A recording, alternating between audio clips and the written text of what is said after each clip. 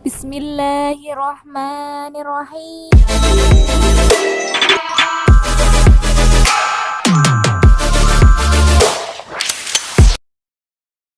Assalamualaikum warahmatullahi wabarakatuh. Selamat pagi anak-anakku semuanya. Apa kabarnya kalian hari ini? Semoga kalian sehat selalu, sehat walafiat. Amin. Nah, berjumpa kembali pada mata pelajaran Pendidikan Agama Islam dan Budi Pekerti kelas 7. Nah, kali ini Ibu akan memberikan materi. Ayo, ada yang ingat nggak kira-kira materi untuk hari ini apa ya? Apa kalian sudah baca di rumah semalam materi yang akan disampaikan hari ini? Nah, sebelum kita lanjut pada materi, marilah kita bersama-sama membaca doa terlebih dahulu. Nah, bisa kalian lihat di layar ya. Di sini Ibu sudah cantumkan bacaan doa sebelum belajar. Yuk, tengadahkan tangan kita baca bersama-sama. Bismillahirrahmanirrahim. Raditu billahi robba wa bil islami dina wa bi Muhammadin nabiyya wa rasulah. Rabbi zidni ilman warzuqni fahman. Amin ya rabbal alamin. Nah, anak-anakku yang Ibu cintai dan Ibu banggakan, pada pertemuan kali ini Ibu masih membahas tentang bab sholat berjamaah. Kemarin kita sudah bahas pengertian sholat berjamaah, kemudian keutamaan sholat berjamaah, ada syarat-syarat sholat berjamaah, syarat imam, syarat makmum. Nah, sekarang Ibu akan membahas yang pertama ada tentang makmum. Ada makmum masbuk, lanjut makmum muwafiq. Kemudian setelah itu Ibu akan membahas tentang beberapa halangan orang-orang sholat berjamaah. Kemudian tata cara sholat berjamaah, dan yang terakhir pembiasaan serta keutamaan dan manfaat dari pelaksanaan sholat berjamaah. Oke, lanjut. Nah, yang pertama Ibu akan membahas tentang makmum ya. Nah, di sini bisa kalian lihat yang pertama ada makmum muwafiq. Coba kalian lihat ya, makmum muwafiq. Nah, sebelum Ibu jelaskan, kira-kira ada yang tahu tidak apa itu makmum muwafiq? Ayo, apa ada yang sudah pernah baca, pernah dengar, buka-buka di internet? Nah, oke, Ibu akan langsung bahas saja. Di sini makmum muwafiq ialah, kita lihat dulu, makmum itu berarti seseorang yang mengikuti sholatnya imam, ada posisinya di belakang imam. Yang mana makmum muwafiq itu ialah seseorang yang melakukan sholat berjamaah, kemudian dia tidak tertinggal satupun gerakan bacaan yang ada di dalam sholat. Jadi dia sempurna makmumnya, dia mengikuti seluruh rangkaian gerakan sholat dari mulai niat sampai salam, tidak ada yang tertinggal satupun. Itu namanya makmum muwafiq. Anak-anak, tadi Ibu sudah menjelaskan tentang makmum muwafiq. Nah, sekarang ada lagi, yaitu tentang apa ya? Bisa kalian baca, dilihat, yaitu makmum masbuk. Nah, makmum masbuk itu ialah makmum yang tertinggal dalam gerakan sholatnya. Tertinggalnya seperti apa, Bu? Nah, untuk makmum masbuk itu salah satu gerakannya, bukan gerakannya, jadi gimana ya? Untuk pelaksanaan sholat berjamaahnya dia tertinggalnya itu setelah sampai dengan ruku. Jadi batasnya makmum disebut makmum muwafiq itu apabila dia mengikuti dari awal sampai akhir. Nah, batasnya itu sampai dengan ruku. Jadi kalau ada makmum yang mengikuti sholat kemudian dia tidak mengikuti gerakan sebelum ruku atau sampai ruku, berarti dia disebut dengan makmum masbuk. Paham nggak? Nah, jadi Ibu kasih ilustrasi atau contohnya. Yang pertama, misalnya nih di sini ada siapa ya? Case aja deh. Case ikut sholat berjamaah di masjid. Nah, pas Case datang, ternyata imamnya sedang ruku. Kemudian Case langsung buru-buru masuk masjidnya, menempati shaf yang masih kosong. Kemudian si Case langsung Allahu Akbar, udah niat, takbir, baca surat Al-Fatihah, cukup satu ayat juga nggak apa-apa, kemudian langsung ikut ruku. Dia berarti masih termasuk ke dalam makmum muwafiq, masih sempurna. Tetapi pada saat sholat, Case datangnya telat, pas imam sudah ruku nih, Sami Allahu liman hamidah atau i'tidal. Nah, berarti Case tertinggal sholatnya karena batasnya harus sampai ruku. Kalau sudah bangun dari ruku, kemudian mengikuti sholat berjamaah, dia disebut dengan makmum masbuk, sehingga nanti dia harus mengulangi atau setelah orang-orang yang lain salam, dia bangun kembali untuk menambah rakaat yang tertinggal tadi. Berarti nanti dia ketinggalan 1 rakaat. Paham tidak?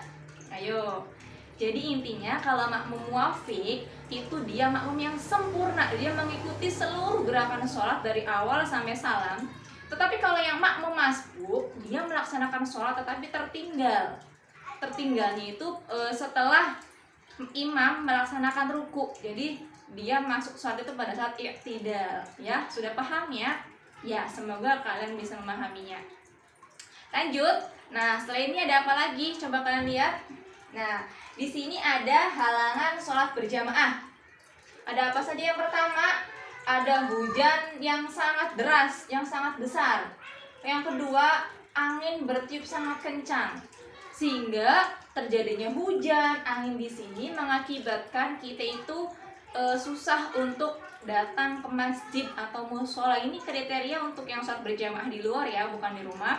Sehingga itu menghalangi mereka untuk datang ke masjid, dikhawatirkan terjadi sesuatu yang tidak diinginkan, bencana atau apapun, sehingga kita bisa diperbolehkan untuk melaksanakan sholatnya cukup di rumah, munfarid ya, sholat sendirian atau disebut munfarid, atau bisa berjamaah tetapi dengan keluarga saja yang di rumah. Kemudian ada apa lagi? Sakit. Nah, sakitnya itu yang mungkin sangat parah ya, sehingga tidak bisa kita untuk berangkat ke masjid, cukup hanya diam di rumah saja. Kemudian ada apa lagi? Sangat ingin buang air besar atau buang air kecil ya, pengen pipis, pengen BAB. Dia lagi sholat, mau sholat berjamaah udah dulu,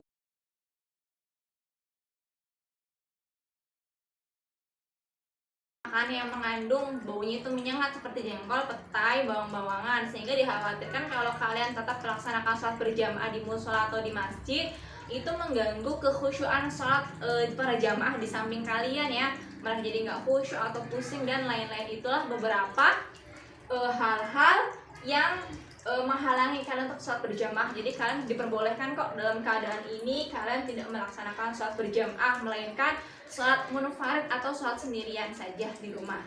Oke, selanjutnya ibu akan membahas tentang tata cara sholat berjamaah. Bisa kalian lihat di sini. Untuk tata cara sholat berjamaah sebenarnya itu sama ya seperti sholat kalian melaksanakan sholat sendiri. Bisa kalian lihat ada mulai niat, takbiratul ihram, membaca surat Al-Fatihah, membaca surat pendek, kemudian nanti ruku, kemudian i'tidal, sujud, duduk di antara dua sujud, sujud lagi, kemudian nanti sampai yang terakhir itu ada salam dan kalian silakan membaca doa.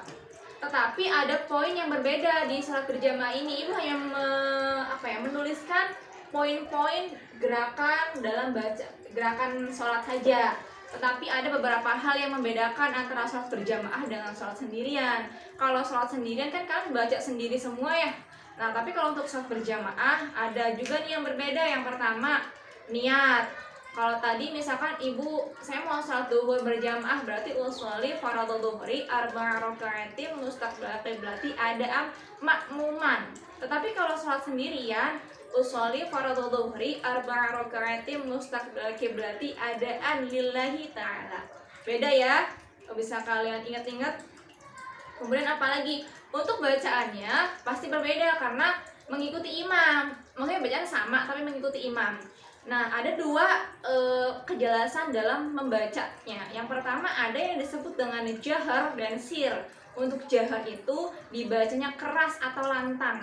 Kemudian sir itu dibacanya pelan atau diam lah. Maksudnya nggak keras, nggak sampai kedengaran ke semua jamaah. Salah satunya misalnya nih ya, untuk sholat duhur. Kalau kalian sering ngerajin sholat duhur, untuk sholat duhur itu bacaannya itu sir, diam. Dari mulai rakaat pertama sampai salam itu tidak ada bacaan yang dikeraskan.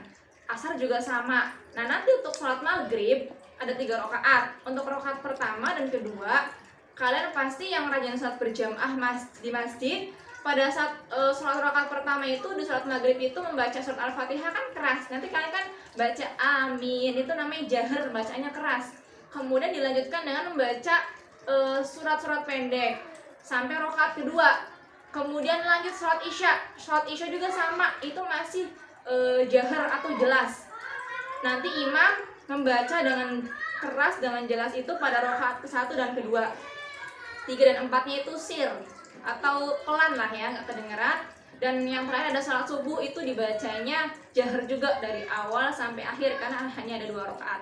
Gimana anak-anak? Udah pada ngerti kan? Jadi kalau kalian sholat duhur di masjid nggak ada bacaan waladhdallin amin gitu kan, itu berarti karena bahasanya itu sir, pelan. Tapi kalau sholat maghrib itu kan ada bacaannya itu jahar atau dibacanya jelas. Gimana, udah pada ngerti kan? Ya, semoga kalian bisa mengerti ya. Kemudian yang terakhir anak-anak, kita sudah membahas semua rangkaian sholat berjamaah. Nah, pastinya juga ada manfaatnya, kemudian juga ada pembiasaan untuk melaksanakan sholat berjamaah.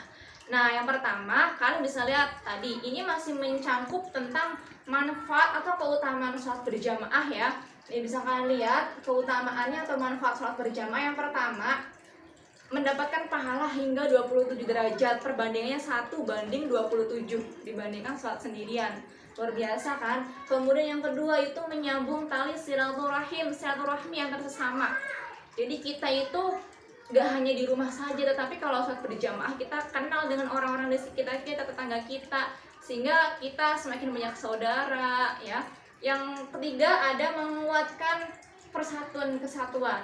Ini mengikat rasa kemanusiaan kita bersama sehingga kita makin kuat ya. Dan selanjutnya silakan bisa kalian baca di sini, lihat ya.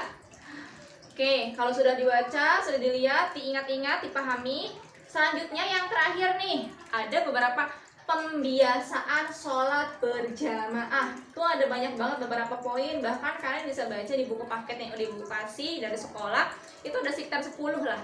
Tapi ibu gak akan bahas semua, silakan bisa kalian baca sendiri di rumah. Ibu hanya menyampaikan beberapa poin-poinnya saja.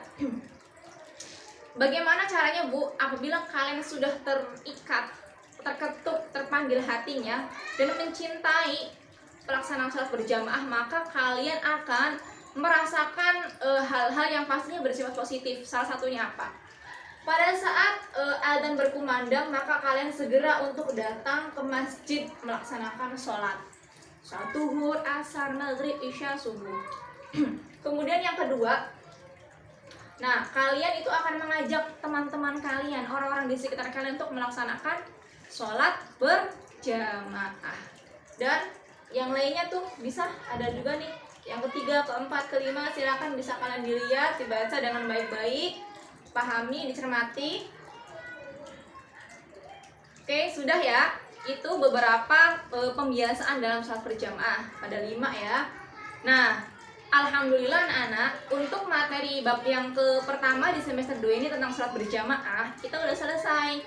Semoga kalian mengerti semua rangkaian beberapa materi yang ibu sampaikan pada hari ini, dan kalian juga bisa menerapkannya, bukan hanya mendengarkan keutamaan sholat berjamaah, tetapi kalian bisa juga diterapkan di rumah. Mulai kapan? Mulai sekarang. Nanti pas duhur, ayo siap-siap untuk melaksanakan sholat berjamaah. Ingat-ingat pahalanya 27 derajat dibandingkan di rumah cuma 1. Bayangin coba. Apalagi khususnya buat laki-laki ya, sangat-sangat dianjurkan sekali. Kalau perempuan cukup di rumah saja, nggak apa-apa. Nah anak-anak, nanti setelah ini jangan lupa ya kalian untuk mengisi soal di e-learning. Nah, semoga pembelajaran hari ini bermanfaat buat kalian semua. Ibu minta maaf apabila ada salah-salah kata dari ucapan ibu yang kurang berkenan. Silakan kalian bisa baca-baca buku lagi biar ilmu dan wawasan kalian tentang sholat berjamaah bisa makin banyak lagi, makin kaya ilmu. Oke, anak-anak, ibu cukupkan sekian. Kurang dan kurangnya mohon maaf. Assalamualaikum warahmatullahi wabarakatuh. See you. Alhamdulillahirobbil alamin.